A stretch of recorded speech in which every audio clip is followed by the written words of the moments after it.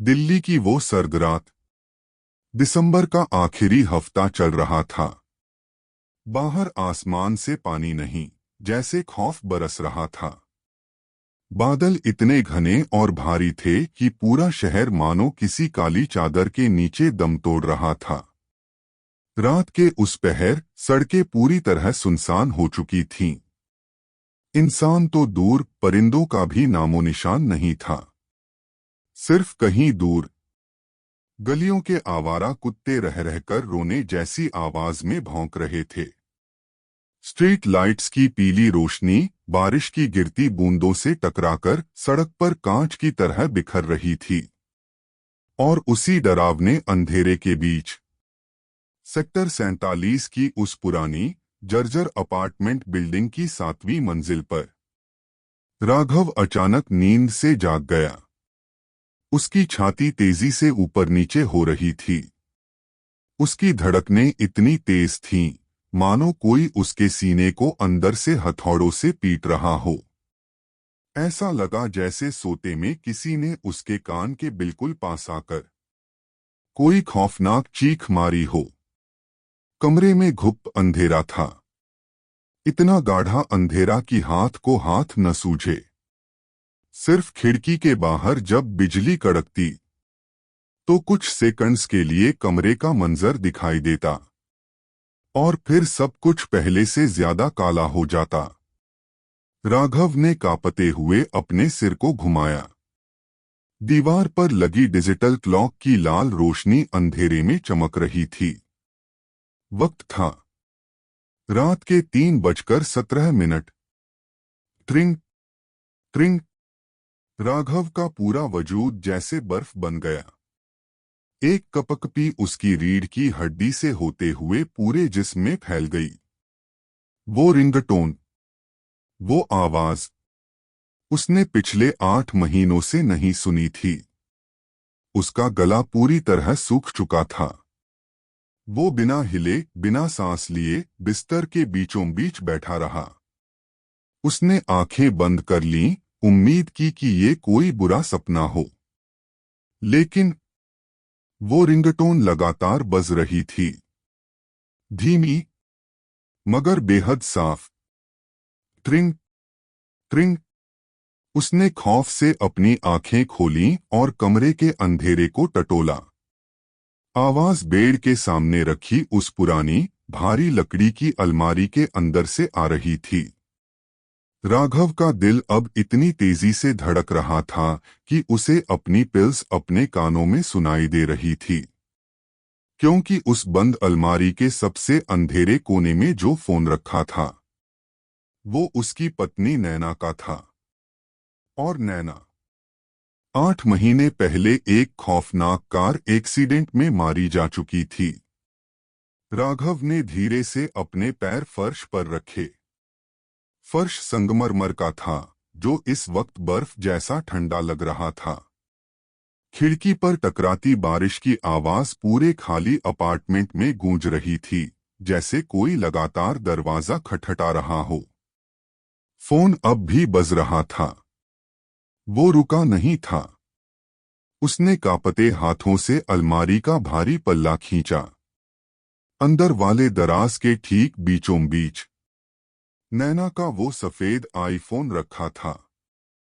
उसकी स्क्रीन की तेज सफेद रोशनी राघव के चेहरे पर पड़ रही थी। Incoming call. लेकिन स्क्रीन पर कोई नंबर नहीं था, कोई अनजान कोड नहीं था। वहां सिर्फ एक नाम फ्लैश हो रहा था, बड़े अक्षरों में, नैना। राघव 2 कदम पीछे की तरफ गिरा।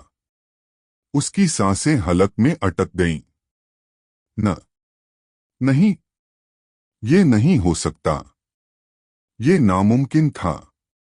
साइंटिफिकली, लॉजिकली, हर तरह से नामुमकिन था।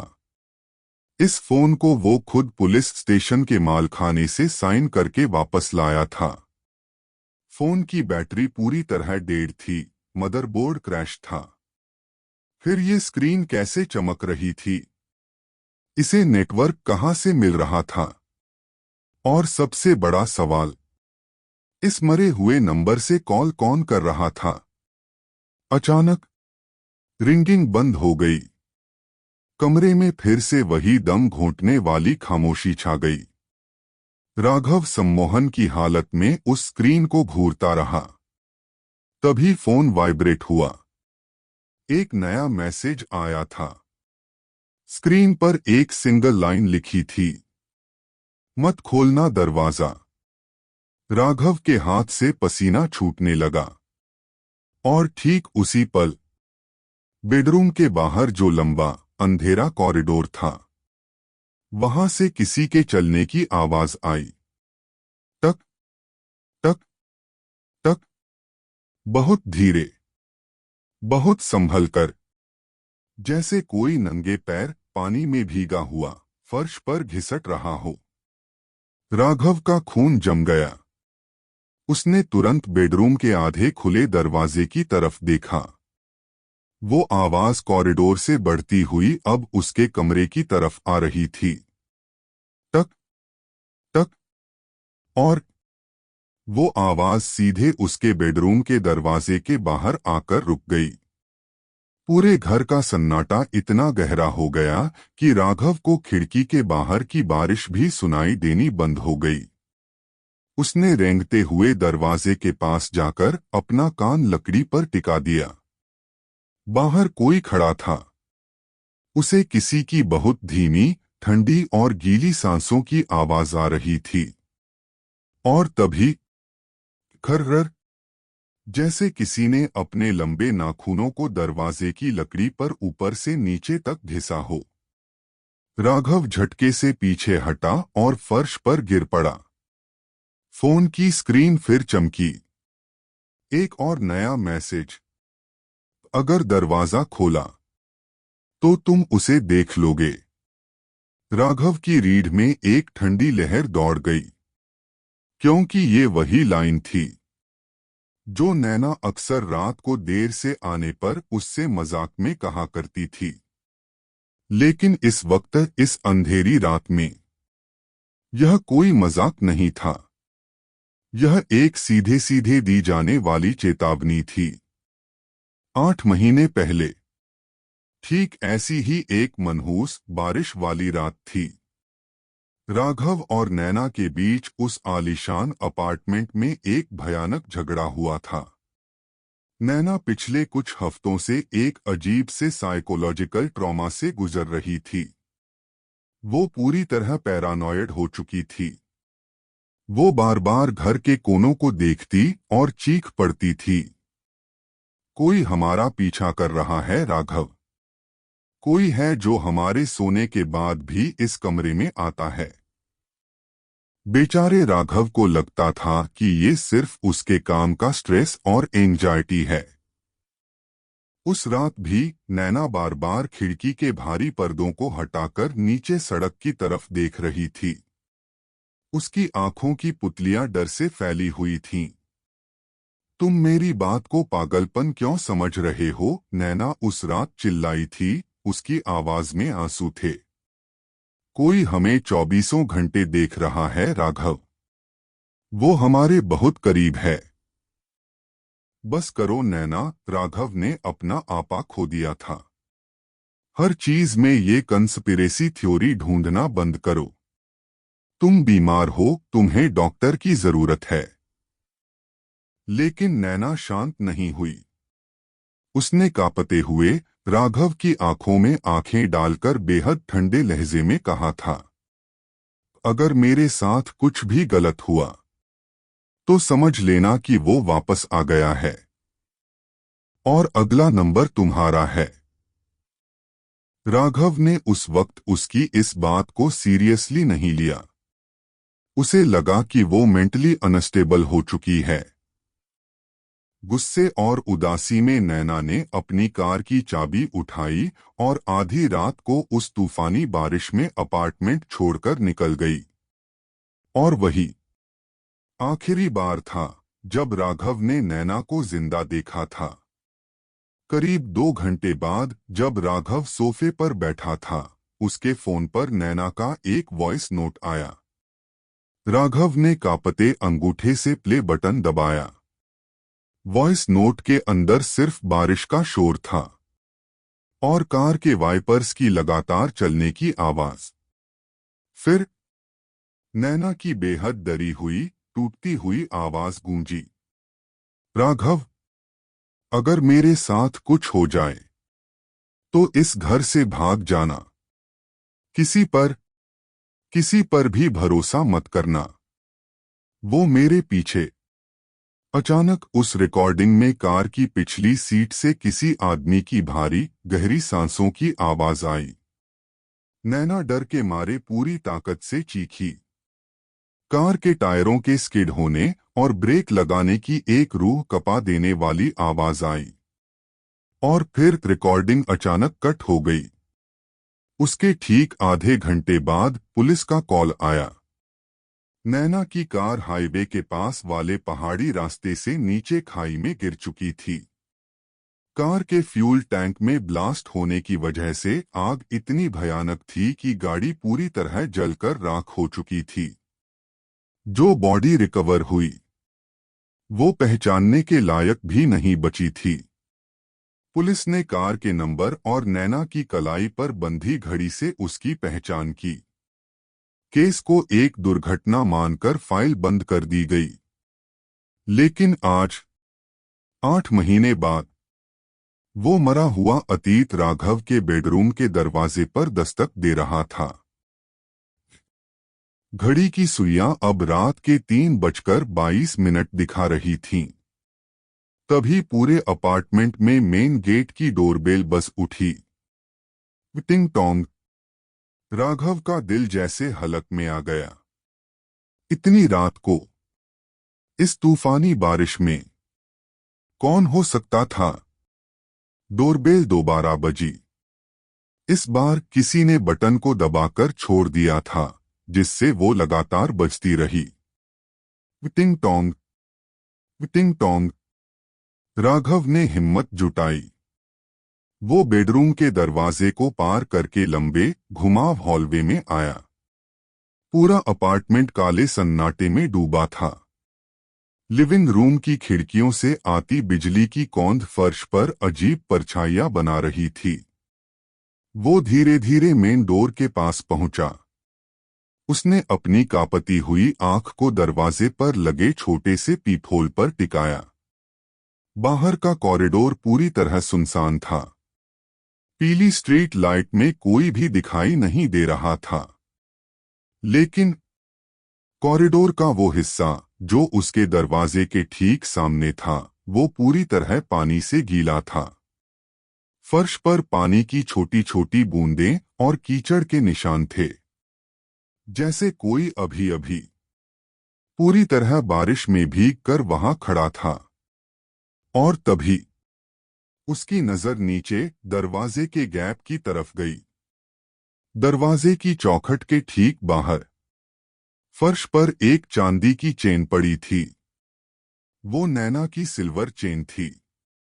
उसके बीच में लगा वो खास लॉकेट जो राघव ने उसे उनकी पहली एनिवर्सरी पर गिफ्ट किया था।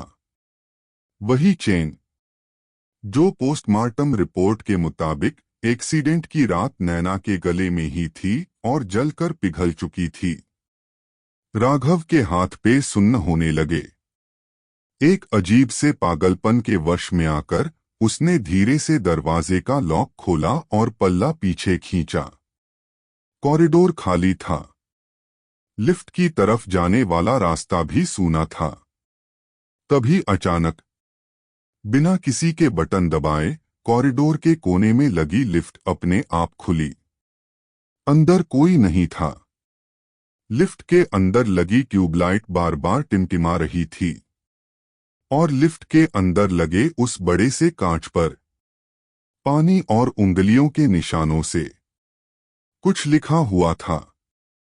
राघव ने आंखें फाड़कर देखा। वहां लिखा था, मैं अभी भी यहीं हूं। राघव चीखते चीखते बचा।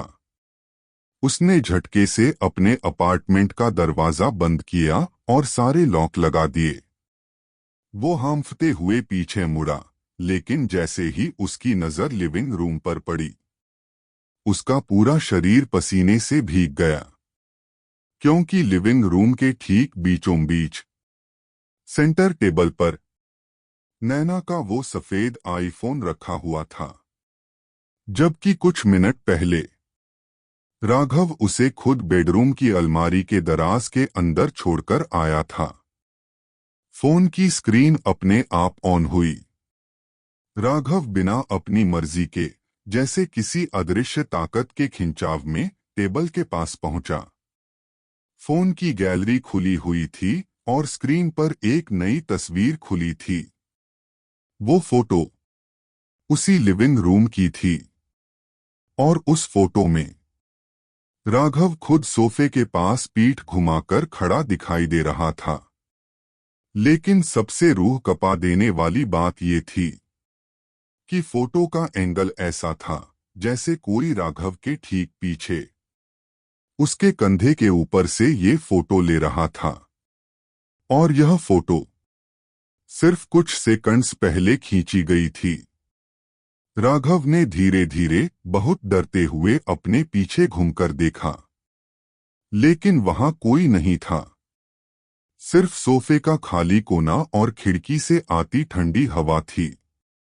स्क्रीन पर एक और नई फोटो फ्लैश हुई। इस बार की तस्वीर बेडरूम की थी। फोटो में राघव बिस्तर पर गहरी नींद में सोया हुआ था और उसके बिस्तर के ठीक बगल में एक धुंधली सफेद साए जैसी औरत खड़ी थी।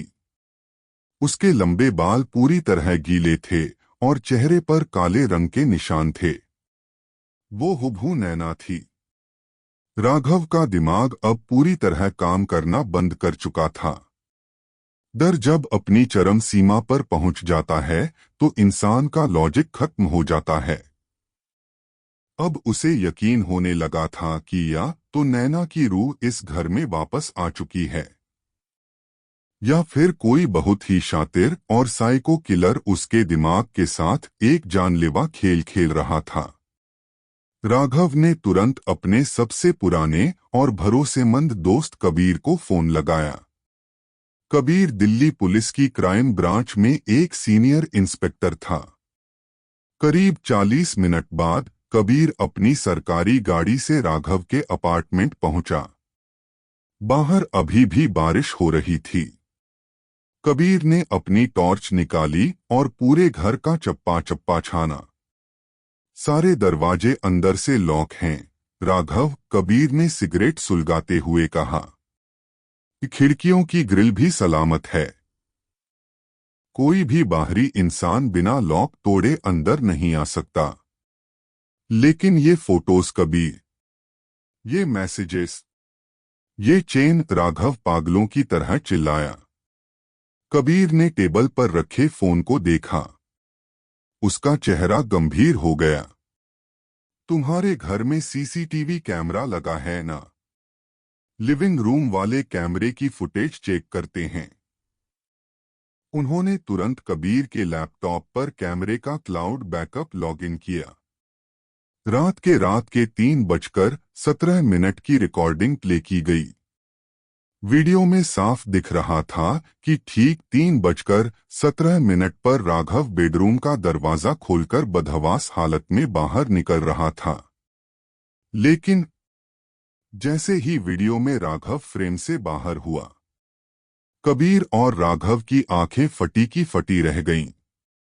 लिविंग रूम के अंधेरे कोने से, जहां कैमरा फोकस कर रहा था, सफेद कपड़ों में लिपटी एक औरत धीरे से बाहर निकली। वही चेहरा, वही बाल, वही स्वेटर जो नैना ने उस आखिरी रात पहना था। लेकिन सबसे भयानक मंजर अभी बाकी था। वीडियो में वो औरत चलते हुए सीधे कैमरे के लेंस के बिल्कुल पास आकर रुक गई। उसने धीरे धीरे अपना चेहरा ऊपर उठाया। कैमरे के इंफ्रारेड विजन में उसकी दोनों आंखें पूरी तरह काली थीं। उनमें कोई पुतली नहीं थी। तभी अचानक वीडियो स्क्रीन बुरी तरह ग्लिच करने लगी। एक तेज स्टैटिक नॉइज फैल गया और उस खराब सिग्नल के बीच से लैपटॉप के स्पीकर्स से एक बहुत ही धीमी, बेस वाली और ठंडी आवाज गूंजी। राघव ने मुझे मारा था। कमरे में ऐसा सन्नाटा छा गया कि दोनों की सांसें भी भारी लगने लगीं। इंस्पेक्टर कबीर ने धीरे से अपना सिर घुमाया और राघव की तरफ देखा। कबीर की आंखों में जो दोस्ताना हमदर्दी थी, वो अब गायब हो चुकी थी। वहां सिर्फ एक शातिर शिकारी का शक उतर चुका था। कबीर का हाथ अनजाने में अपनी सर्विस रिवॉल्वर के होल्स्टर पर चला गया। राघव के चेहरे का रंग उड़ चुका था। वो सोफे पर पीछे की तरफ खिसक गया। कबीर, ये झूठ है। राघव की आवाज कांप रही थी। तुम तो जानते हो मैं नैना से कितना प्यार करता था। वो रिकॉर्डिंग, वो फुटेज, कोई उसे मॉर्फ कर रहा है। कोई डीपफेक टेक्नोलॉजी का इस्तेमाल कर रहा है। कबीर ने सिगरेट का धुआं हवा में छोड़ा और राघव के बिल्कुल करीब आकर बैठ गया। उसकी आंखें राघव के चेहरे के एक एक एक्सप्रेशन को पढ़ रही थीं। राघव, 8 महीने पहले जब नैना का एक्सीडेंट हुआ था, तब तुमने मुझे बताया था कि तुम रात भर घर पर ही थे। राइट? कबीर ने बेहद शांत लेकिन डरावने लहजे में पूछा। हाँ, मैं यही था। मैंने तुम्हें नैना का वो वॉइस नोट भी तो सुनाया था। राघव ने सफाई देने की कोशिश की। बिल्कुल, तुमने सुनाया था। कबीर ने अपने लैपटॉप पर एक दूसरी फाइल खोली। लेकिन कल ही फॉरेंसिक लैब से नैना की उस जली हुई कार की फाइनल रिडिट रिपोर्ट आई है। कार के ब्रेक फेल नहीं हुए थे, राघव, बल्कि कार के स्टीयरिंग कॉलम के नीचे एक जीपीएस ट्रैकर और एक रिमोट किलर स्विच लगाया गया था। यानी कोई दूर बैठकर उस कार की स्पीड और ब्रेक्स को कंट्रोल कर रहा था। राघव के माथे पर ठंडे पसीने की बूंदें चमकने लगीं। कबीर ने बात जारी रखी, और सबसे दिलचस्प बात जानते हो क्या है? नैना के फोन से जो वॉइस नोट तुम्हें भेजा गया था, उसका ओरिजिनल टाइम स्टैम्प एक्सीडेंट से ठीक 3 घंटे पहले का है। यानी वो वॉइस नोट एक्सीडेंट के वक्त का था ही नहीं, वो पहले से रिकॉर्डेड था। कमरे की हवा भारी हो गई। बाहर कड़कती बिजली ने एक पल के लिए राघव के चेहरे को चमकाया, जिस पर अब खौफ की जगह एक शातिर मुस्कान उभर रही थी। अचानक पूरे घर की बत्ती गुल हो गई। लैपटॉप की स्क्रीन की रोशनी ही एकमात्र सहारा बची थी। तभी कबीर के लैपटॉप की स्क्रीन पर सीसीटीवी फुटेज अपने आप फिर से प्ले होने लगी। इस बार वीडियो में जो दिख रहा था, उसने कबीर के भी होश उड़ा दिए। वीडियो में इंस्पेक्टर कबीर और राघव सोफे पर बैठे दिख रहे थे। लेकिन कबीर के ठीक पीछे, सोफे के पीछे वाले अंधेरे से, वही सफेद कपड़ों वाली औरत धीरे धीरे ऊपर उठ रही थी। उसने अपने दोनों हाथ कबीर के गले के पास ला रखे थे। कबीर ने झटके से पीछे मुड़कर अपनी गन निकाली और टॉर्च जलाई। बाहर आओ, जो कोई भी है। मैं गोली चला दूंगा, कबीर चिल्लाया। लेकिन वहां कोई नहीं था, सिर्फ खाली हवा। टेबल पर रखा फोन फिर से वाइब्रेट हुआ। कबीर ने टॉर्च की रोशनी फोन पर डाली। इस बार स्क्रीन पर कोई मैसेज नहीं था, सीधे एक वीडियो कॉल कनेक्ट हो चुका था। कबीर और राघव दोनों ने स्क्रीन की तरफ देखा। वीडियो कॉल के दूसरी तरफ एक कार के अंदर का सीन था। कार के वाइपर चल रहे थे, और ड्राइविंग सीट पर कोई और नहीं, खुद राघव बैठा हुआ था और उसकी बगल वाली सीट पर नैना की लाश रखी थी। यह वीडियो 8 महीने पुरानी उस खौफनाक रात का था। राघव ने नैना को घर पर ही मार दिया था और उसकी बॉडी को कार में सेट करके रिमोट कंट्रोल से क्रैश कराया था ताकि वो एक एक्सीडेंट लगे। राघव का असली चेहरा अब सामने आ चुका था। उसने कबीर की तरफ देखा।